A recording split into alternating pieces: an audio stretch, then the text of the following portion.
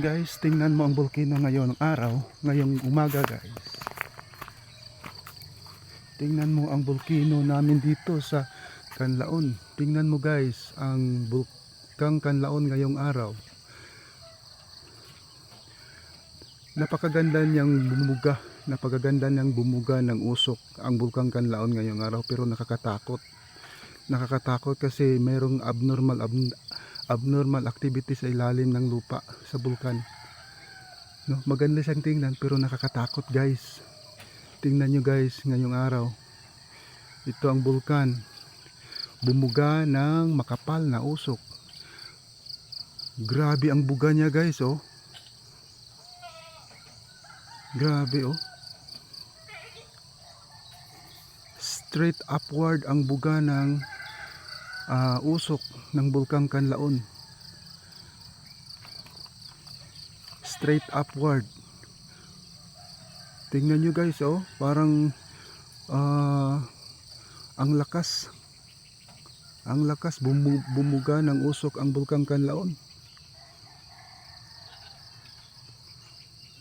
Ang lakas guys. Sana hindi siya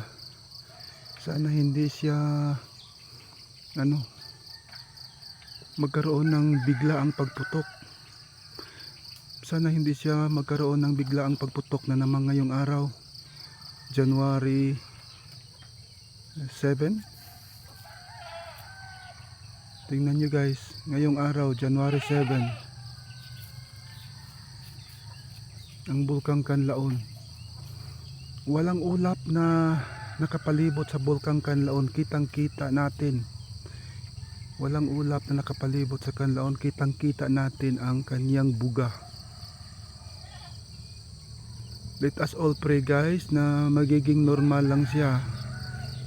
Normal lang siya sana.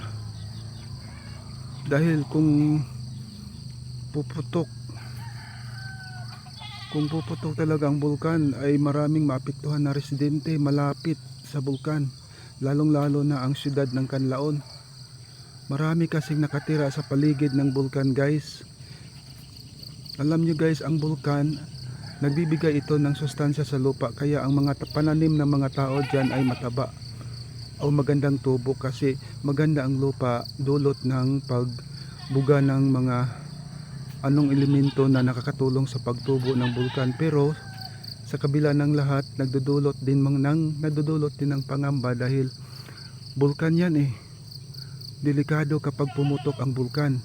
Ngayon guys, nakakaranas ang ilang tao sa malapit sa bulkan ng hirap, dahil malapit sa bulkan, iniwan na nila ang kanilang pamamahay at mga hayop napiktuhan din, at ang kanilang pananim.